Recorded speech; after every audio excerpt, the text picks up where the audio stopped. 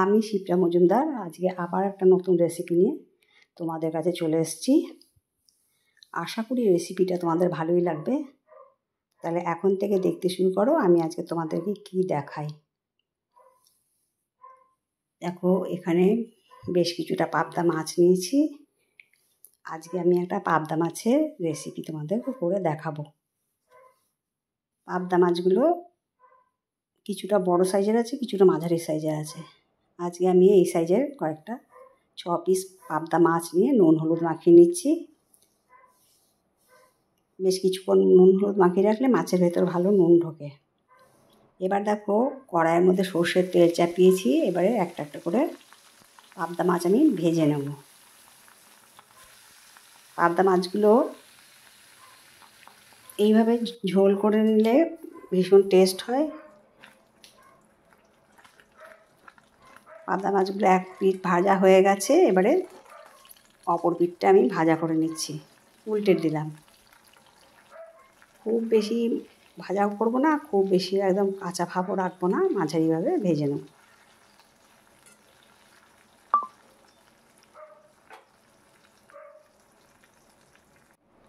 দেখো, মাছ ভাজা প্রায় হয়ে এসছে। এবারে আমি আস্তে করে তেল ঝরিয়ে মাছগুলোকে একটা থালার মধ্যে তুলে নিচ্ছি।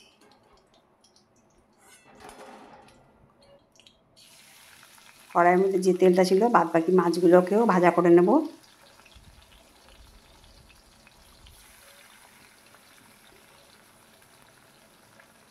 সব মাছগুলো কড়াইতে দেওয়া হয়ে গেল। সেকেন্ড ব্যাচের যে মাছটা ছিল ভাজা, সেটা আমি উপরে থালার মধ্যে নামিয়ে নিলাম। খুব বেশি তেল লাগবে না এই মাছটা রান্না করতে। দেখো, মাছগুলো সমস্তটা ভাজা হয়ে গেছে। এরপরে আমি যে তেলটুকু ছিল তার মধ্যে কালো জিরে ফোড়ন দিয়ে দিলাম। এবার ভাজা পর্যন্ত গন্ধ বেরোনো পর্যন্ত অপেক্ষা করব। আজকে আমি পাবদা মাছের ঝোলটাই কালো জিরে দিয়েই রান্না করব। কালো জিরে ফোড়ন দিলে মাছটার মধ্যে খুব সুন্দর একটা গন্ধ আসে, ফ্লেভারটা খুব ভালো হয়। এবার দেখো, আলু কেটে রেখেছিলাম, সে আলুটাও দিয়ে দিলাম। এবার ভালো করে নাড়াচাড়া করে নিয়ে এবারেতে নুন হলুদ দিয়ে দিলাম। 1 চামচ লবণ আর 1/2 চামচ হলুদ দিয়ে দিলাম।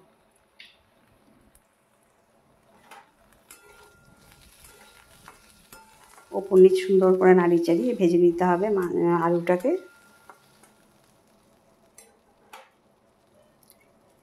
এভাবে কিছুক্ষণ ভেজে নেওয়ার পরে আমি 1 চামচ জিরের গুঁড়ো আর 1/2 চামচ লঙ্কার গুঁড়ো দিলাম,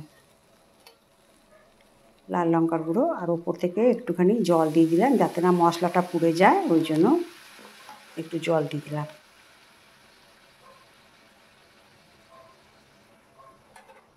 এবারে খুন্তি দিয়ে ভালো করে ওপর নিচ নাড়িয়ে চাড়িয়ে মশলাটাকে কষিয়ে নেব। এইভাবে পাবদা মাছের ঝোল তোমরা রান্না করে খেও, আশা করি তোমাদের ভীষণ ভালো লাগবে। আর আজকের রেসিপিটা যদি ভালো লাগে লাইক শেয়ার কমেন্ট আর সাবস্ক্রাইব করে আমার চ্যানেলের পাশে থেকো। দেখো, সমস্ত মশলাটা কষে গেছে। এবার আমি পরিমাণ মতো জল দিয়ে দেবো। রঙটা ভীষণ সুন্দর এসছে। ঝোলটা ফোটা অবধি অপেক্ষা করব। এবার দেখো, ঝোলটা ফুটে উঠেছে। এবারে আমি সমস্ত মাছগুলো দিয়ে দেবো।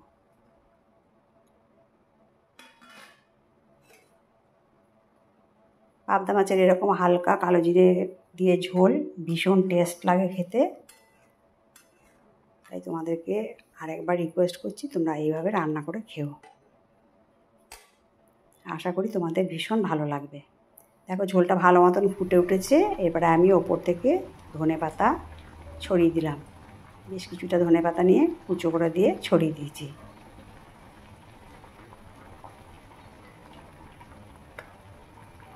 এবার খুন্তি দিয়ে ভালো করে ওপর নিচ নাড়াচাড়া করে ধনেপাতাটা মিশিয়ে দেবো।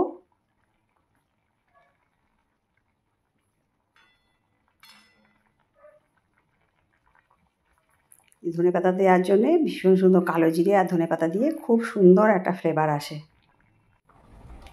এবার দেখো একটা প্লেটের মধ্যে আমি সার্ভ করে দিচ্ছি।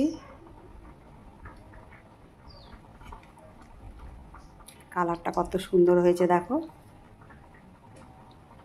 তবে আমার কাছের দূরে যত বন্ধু আছো প্রাণভরা ভালোবাসা নিও, আর যারা নতুন ভিজিট করছো তারা আমার চ্যানেলটাকে প্লিজ সাবস্ক্রাইব করে দিও, আর বেল বাটনটা অল অল নোটিফিকেশানটা তোমরা দিয়ে দেবে, তাহলে সমস্ত ভিডিও আমার তোমাদের কাছে পৌঁছে যাবে। দেখো আমি একটা প্লেটের মধ্যে সুন্দর করে সার্ভ করে তোমাদেরকে দেখিয়ে দিলাম। কত সুন্দর দেখতে লাগছে আজ মাছের ঝোলটা। তাহলে আজকে এই পর্যন্ত রাখি, অন্য রেসিপিতে আবার দেখা হবে। কেমন? টাটা।